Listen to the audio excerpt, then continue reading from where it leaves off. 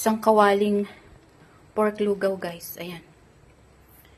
Pork lugaw. Giniling yan, guys. At tapos nilagyan ko ng century egg. Kaya kulay itim.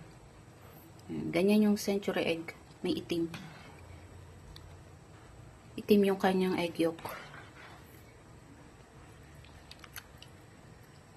Tapos giniling yung ano, yung mamoy. Ayan, kumukulo na. Ayan na lang din ang aming hapunan. Masarap yan kasi malamig. Malamig ang panahon. Ako, nilalagyan ko ng ano, calamansi.